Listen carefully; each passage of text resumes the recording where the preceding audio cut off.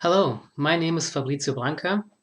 There had been some discussion on Reddit lately on how to set up your development environment, and I thought, well, that's a great opportunity to finally start this screencast series that I've been planning on doing for a while now.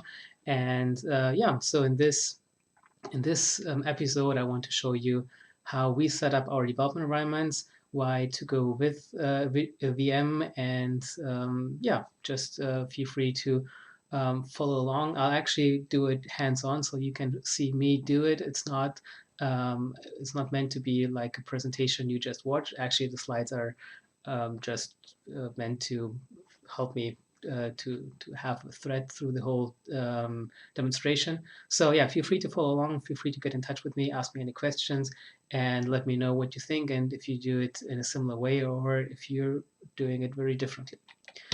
So first of all, there seems to be like this fundamental question whether to go with virtualization or not. You could just install everything on your local machine, and the problem with that is um, your desktop PC, whatever that is certainly not a server. So it might be possible to install an Apache web server there and MySQL and everything, but unless you actually run a Linux server, Ubuntu or whatever FreeBSD, it's most likely not a very good choice to actually do your development there for many different reasons. I actually prefer to work on Windows as my desktop, and that's even worse there for reasons like case-insensitive file systems, the lack of a good symlink functionality, and of course the lack of the ability to run bash scripts. I really like to work with the modman script, which is a bash script, and our deployment processes have other scripts in place. So working on Windows, but that also is not that much better with the Mac, is basically not an option. So that's one reason for virtualization. Another reason is you might have different configurations in different projects, and so you might need to run PHP 5.3 for an older project, while you want to run PHP 5.5 for a newer project. You might have like a Redis cache backend for some projects, but need something else on a different project. If you don't virtualize your environments, you will end up having everything on your desktop PC, struggling with running everything side by side. And if you mess things up, then you're basically you have a problem to remove things cleanly again. So a virtual machine helps you to encapsulate everything nicely. Then yeah, so that's the next point, the separation. So you can separate projects from each other and their configuration. And the portability, that's an important one. So unless you work on your own, and even then, it might make sense to have something in place that allows you to archive the project and to bring it back, or to share it with some team members, to reopen the project like a year later when your desktop might have changed, or when you might have decided to uninstall your WAMP, XAMPP, or a MAMP solution. So portability is something important that allows you and your team members to have to work on exactly the same environment independently from the desktop PC that you've selected. So there are two basic approaches. One is having the project files live on your host system, and the other one is have them live in your guest system. So the host system is basically the convenient option, because Vagrant, if you use Vagrant, automatically mounts a so-called shared folder. The shared folder works in a way that the files actually live in your host system, but are being made available inside your guest. And the alternative to that is to actually have everything live in the guest system from scratch. So I prefer to have the files live in the guest for, again, many reasons. One of those is even if I wanted to host my files on my host system, remember that's a Windows system, I would run into trouble with working with Modman, with running bash scripts and so on. So I actually relying on the fact that I need like a true file system that supports these things. But the second thing is in terms of portability, I want everything to be in one VM. I want to be able to open up the VM and everything is there, and not rely on the fact that part of the project, the actual project files, are living on my host system. So some might say that hosting your files on the guest is very inconvenient because then you always have to spin up your VM. But I don't think that's a good argument because it only takes a couple of seconds to spin up your VM and to work on that. And you shouldn't be working on files without testing them or without running them anyways. So I think there are not that many good reasons to have the files hosted on the host system.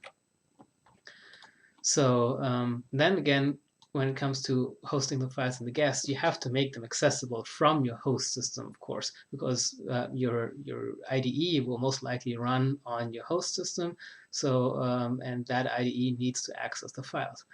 PHP Storm and Eclipse and NetBeans, basically every IDE supports accessing the files through SFTP, which works fine. But of course, these IDEs will then keep a local copy and synchronize this copy with the files on the guest.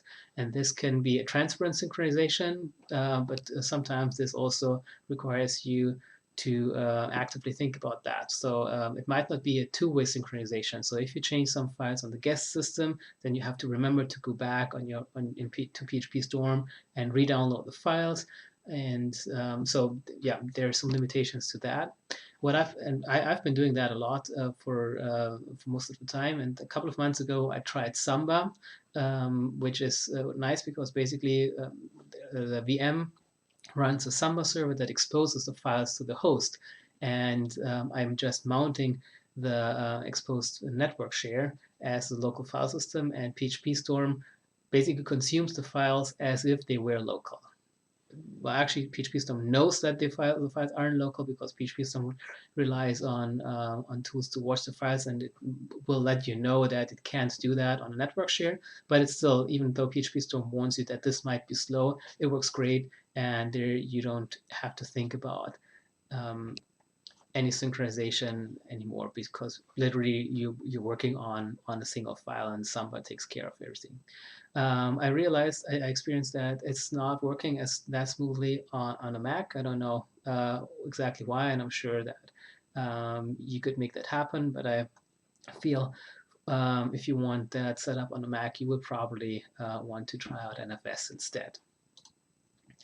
So my solution to this is something that I called Unibox, and it's a very lightweight VM provisioned with like that with Vagrant and Chef that will that will allow you to spin up Virtualbox to host your Magento projects. And it's called Unibox because before we did it this way, we actually had a separate VM for every single project, which resulted in us repeating so many things over and over again, having multiple boxes running at the same time, and everything was so heavy-weighted that I thought, well, let's just have the generic Unibox that basically can run any project.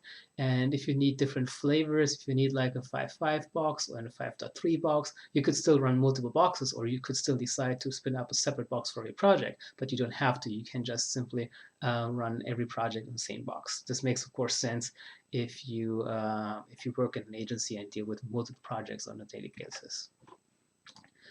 So yeah, step 1 or step 0 actually would be installing Virtualbox and Vagrant. I'm not going into any details. There are tons of tutorials out there that explain that very well. And yeah, so the next thing would be grab the Vagrant file and run Vagrant up. So let's go and do that. The project is on GitHub, people, and here it's Devbox. Here we go. And we have the Vagrant file here.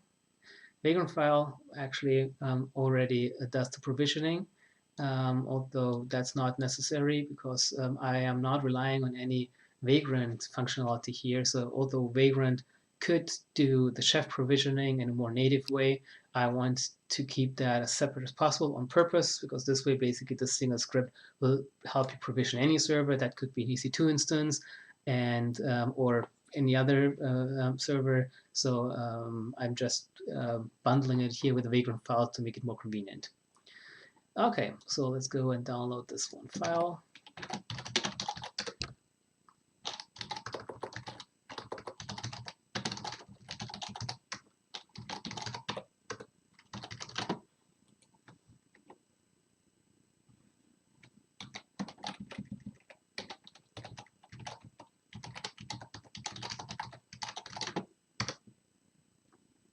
Okay, so we have the Vagrant file here, and I'm already running a box called Unibox, so that's why we'll just rename that. You could have something in place here that will automatically append a timestamp or whatever, so this should be good enough. And then we'll run Vagrant up. So Vagrant up will now provision this box for you. It will download Ubuntu Trusty64 if you haven't already done so, and then it will execute this shell script. So in the meantime, while this is actually doing that, let's have a look at what this setup script is actually doing. So setup. So basically what this does is very simple and transparent. It will install Git. Then using Git, it will get the rest of this exact repository and clone it into etc chef devbox. Then it will install chef using chef.dk. That's actually pretty nice because it's really fast and it just works. Before this was available, it was really painful to install chef, including Berkshire and everything. So this actually made everything a lot easier. Then actually using Berkshire, which is the kind of package manager or the dependency manager for chef cookbooks. Using Berkshire, we're pulling in all the cookbooks that we need, and that's actually not that much. There is one cookbook, one cookbook for the Devbox itself, and that has some dependencies to some other cookbooks. And this had been a lot more complex, and I've just reduced that because Chef is nice if it works, but sometimes things don't work, and then it's really difficult to debug that, to find out what's wrong. So just last year, there were some major changes in the MySQL cookbook, and that it has dependencies to other cookbooks, and everything was messed up for a couple of days. And you would have to run this branch of this cookbook and that branch. And yeah, so at that point, I decided it's basically not worth to have something like a MySQL cookbook in place if really the only thing you need to do is install MySQL and create some databases. So I basically got rid of that and simplified everything. And yeah, so after the workshop repositories, the cookbooks are downloaded, this will actually already run Chef. There's a separate provision script, which is basically only a wrapper around Chef solo, so there is no server there. And this will prepare everything, install PHP, Apache, but we're not done yet, because then basically you log in and you create your project using a JSON file, and we'll go into that in detail. And then you will provision again. And this will then basically prepare everything specifically to your project. Let's have a quick look at the provision script just to show you that this is actually very simple. So what this does is it runs Chef solo with the prepared solo RB and solo JSON file. And the solo JSON file here is basically a simple run list that runs the Devbox recipes and yeah, a couple of more things. Okay, so this took about 5 to 10 minutes, and so the provisioning ran successfully. Everything is installed, PHP is there, MySQL and Apache, and now it's showing you the next steps, and I'll walk you through them. So the next thing we need to do now is to log into our hosts, to our guests box. So we could simply type vagrant SSH and have Vagrant take care of everything. While this works fine, I actually prefer to use PuTTY on Windows to access my my servers, local or not. So I'll just go back and use putty, it's Vagrant 127.110 and port 2222. And this will bring no.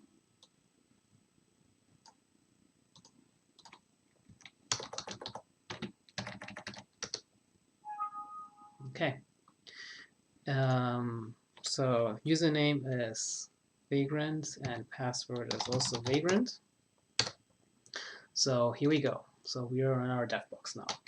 So we should be able to see there is PHP installed, PHP 5.5. We have an Apache web root.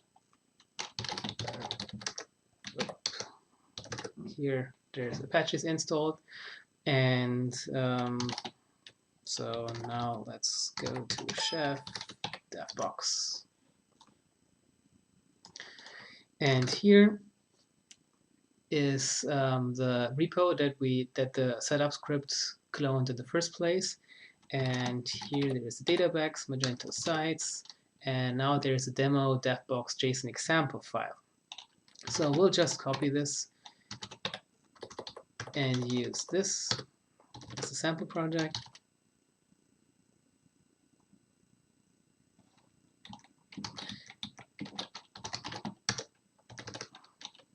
And so I'll walk you through this file now. This file is basically a simple JSON format that tries to allow you to configure every aspect of your project. So there's a simple ID that can be anything, then your project key, your environment, which in this case would be Devbox. Then you have a server name. In this case, that's www.demo.local and a couple of server aliases. So you could configure a separate URL for the backend access, or you could have additional URLs for different stores.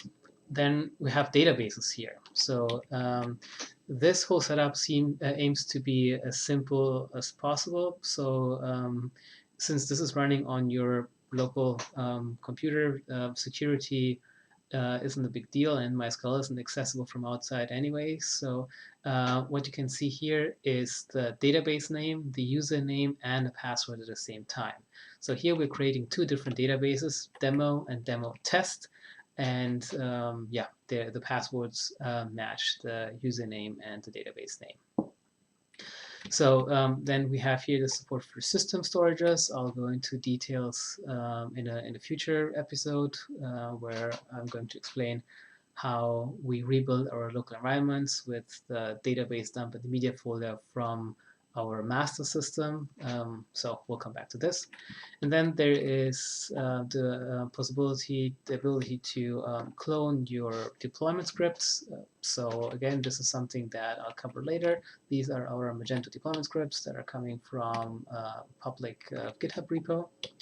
Then we like to use AWS for a number of things. One of those is our Jenkins server is uploading build packages to an S3 bucket. And when we use Opsworks to actually deploy builds, then we can do that through the Opsworks API. That again, both of those things can be accessed and controlled through a tool provided by Amazon AWS called AWS CLI. And this will basically configure different profiles for this tool. So every project will most likely have one, two, maybe even more different profiles for AWS to access their specific S3 buckets to store the builds. And also, as you can see here, we also store the system storage in S3 buckets sometimes, and to trigger deployments. So then we have the section here, the message of the day, and that's basically just strings that will be added to your message of the day. That's the message that you can see after logging in. And so what you can see here is just a demo, just some messages from a different project, and I'll show you how you actually can set up your project that building and updating your local builds will actually work like this, but we'll go into this more in detail. This again will involve AWS, S3 buckets, and the Jenkins server being set up to push the stuff to that bucket. So yeah, so let's say we will just use this example JSON file, and we'll have a server called demo.local. So this file is created. Now we go back to this here, and we will simply call provision as h. And you can totally have multiple files here. As I mentioned before, you can run multiple projects. And the example file will be ignored, so only the .json files will be considered.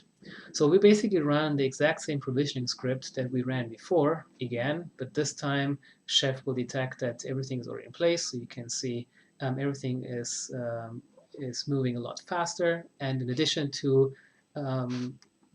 verifying that PHP and MySQL and Apache and everything is set up correctly, it will loop through all the JSON files and process the stuff that's mentioned there. For example, we'll create new databases and host files and everything. So now we should have a project and bar demo, Devbox, releases, but it's empty. So this basically only prepared your Apache, your Magento project, but of course there is no real Magento project there yet. So while later we will do that very differently by installing rebuilds that we prepared in a Jenkins server, here in this episode I'll just install a dummy Magento instance using N98 mage run, and we will just check that out. So here you can see sites enabled. We have the demo local conf, and this is the information that came from the JSON file. And yeah, one of the things to watch out for is there is a hosts file that basically will prepare you the content that you can just copy and paste into your host system's host file. So that's what I'm going to do now. And now I should be able to access this in my browser. But of course, there is nothing there yet. So what we're going to do now is we install Magento here. So current and latest and the different build folders later will be symlinks to each other, but here we're currently just faking it. We'll create a real directory called current, and we will install Magento here. So in order to do that, I will get N98 mage run.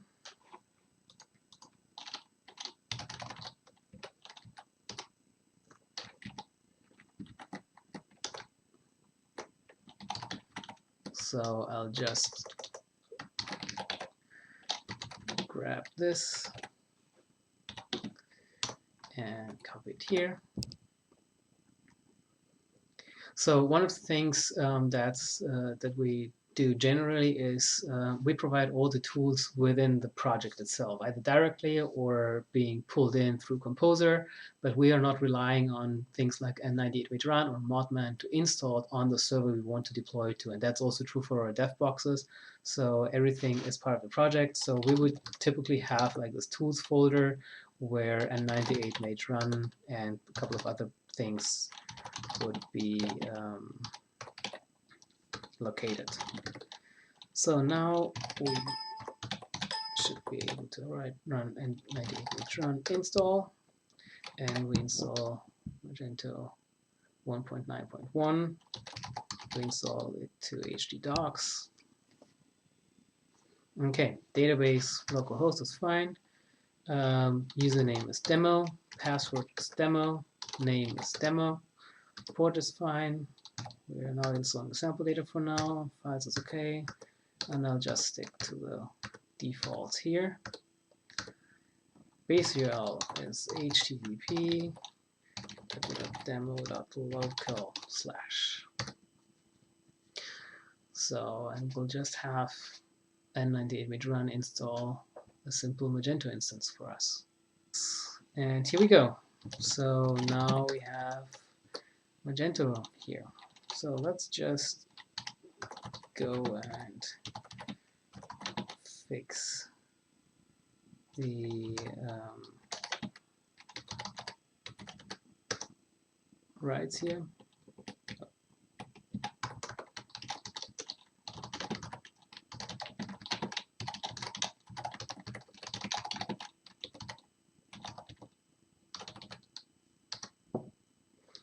Okay, so now if we go back to this, we should be able to access our Magento instance. And here we go. See my account, everything works. Okay, so here we go.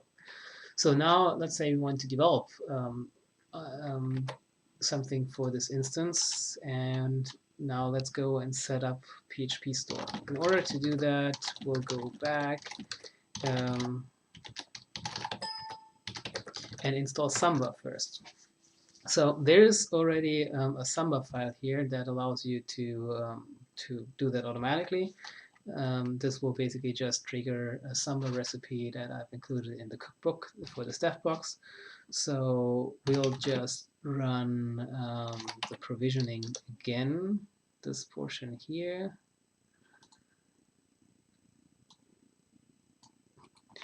But instead of running solo JSON, we'll run solo Samba JSON. And we have to do this as sudo.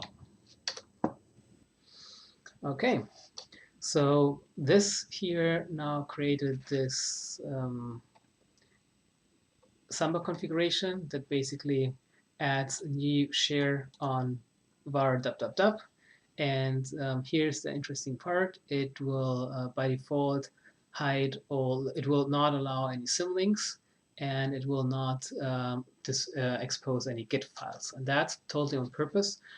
This is basically to don't confuse PHP Storm. If you use Modman, then PHP Storm might detect every file in two locations. That would be the original location and then the location where this file is being symlinked to. By having Samba not even expose or not allowing your host system to follow the symlinks, PHP Storm doesn't even know that your app code local folder actually is being symlinked into Magento's app code local folder. And this has been very convenient this way. And the second thing is I like using Git on the command line, and I don't like any UI tools a lot, and even PHP Storm.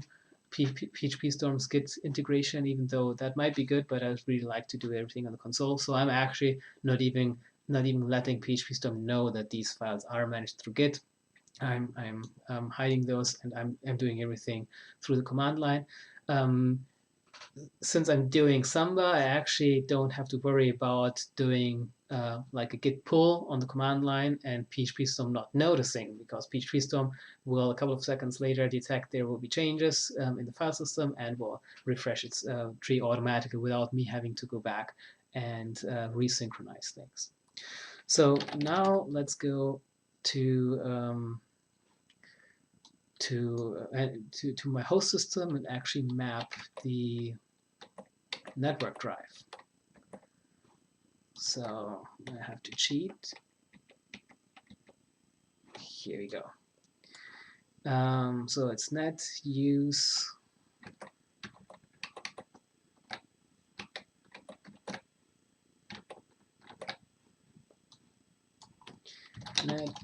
and of course you can just do that in the Windows Explorer. 192, 168. I think that's 91, which we used here. /dub, and the username is Vagrant. Persistent no. User Vagrant. So username and password are both Vagrant, and here we go. So now we have our network drive mapped to A. So I can go to A now And here I'll see, you can see demo and Devbox. So that's all my host system. Everything is here. So now let's actually create a PHP Storm project and access these files through PHP Storm so we can do changes there. So we'll just create a new project. And this project does not have to live on the network share. Actually, I prefer it to just store it locally. So let's just have a screencast demo folder locally and open that. So this will be an empty, naked project here. And what I'm going to do now is I go to the settings. And here I go to directory. And now, by default, PHP Storm uses the project root as the place where it expects the files to be. But I actually want to decouple this. I want the idea folder to continue to live in the screencast demo folder, but that it's not necessarily the actual project folder. So I'll just remove this content root and add a new content root instead. And that is on a demo Devbox releases current, and I'll just select the whole directory. So PHP Storm does not allow to use symlinks here again. So because of the Samba configuration. So later on, we will have releases and then build underscore a number and like multiple releases here. And current will be a symlink to that. But that, of course, means you won't be able to use current anymore. You will actually have to select the build. And if you go back and install a new build, you have to go back here and update that configuration to point to the new folder. So we'll just do this and hit OK. And like instantly, all the files will be here. And yeah, it will take a while to index the files, but everything is here. And we can get started and we can work on this. We can create new directories here.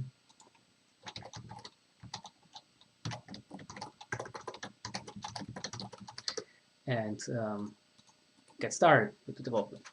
So basically, that's it. I've been doing this for a while like this, and I like it a lot. Let me know what you think. I'm very interested in any opinions on that. And yeah, so this is the first part of a series of screencasts that I'm planning on doing, that I've been wanting to do for a long time now. In the future episodes, I want to show you multiple aspects, starting from setting up a Jenkins server, managing your project, the continuous build integration, and how to use our environment settings tool, how to run an OpsWorks stack, how to deploy to it. Like basically, I want to have a series of screencasts in place that show the complete development and deployment workflow from kickstarting a project to running it on a live environment. Yeah, get in touch with me on Twitter. My Twitter handle is FBRNC, or send me emails. I'm very happy to find out if you like this or not. Bye-bye.